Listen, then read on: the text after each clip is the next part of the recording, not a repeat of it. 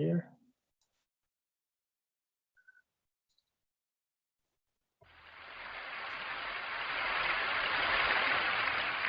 When I was in high school at the age of 17, I graduated from high school in Decatur, Georgia, as valedictorian of my high school.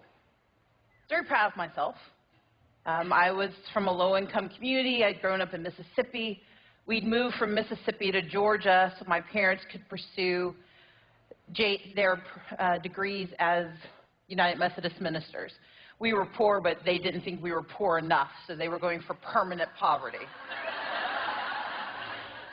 And so while they studied at Emory, I studied at Avondale, and I became valedictorian.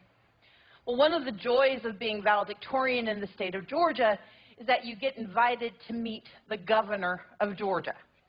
I was mildly interested in meeting him.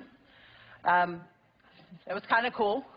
I was more intrigued by the fact that he lived in a mansion because I watched a lot of General Hospital and Dynasty as a child.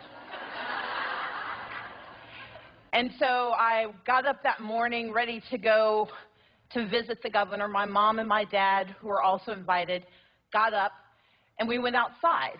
But we didn't get in our car. And in the South, a car is a necessary thing. We don't have a lot of public transit. There aren't a lot of options. But if you're lucky enough to live in a community where you don't have a car, the only option is public transit. And that's what we had to take. And so we got on the bus, and we took the bus from Decatur all the way to Buckhead, where the governor's mansion sat on this really beautiful acreage of land with these long black gates that ran the length of the property. We get to the governor's mansion. We pull the little lever that lets them know this is our stop. We get off the bus. My mom, my dad, and I, we walk across the street, and we walk up the driveway because there are cars coming up. Cars bringing in students from all across the state of Georgia, and so we're walking along the side. And as we walk single file along the side, my mom and dad sandwiching me to make sure I don't get hit by one of the cars, bringing in the other valedictorians, we approach the guard gate. And when we get to the guard gate, the guard comes out, and he looks at me, and he looks at my parents, and he says, "You don't belong here. This is a private event." My dad says, "No, this is my daughter Stacy. She's one of the valedictorians." But the guard doesn't look at the checklist that's in his hands. He doesn't ask my mom for the invitation that's at the bottom of her very voluminous purse. Instead, he looks over our shoulder at the bus because in his mind, the bus is telling him a story about who should be there. And the fact that we were too poor to have our own car, that was a story he told himself. And he may have seen something in my skin color. He may have seen something in my attire. I don't know what went through his mind.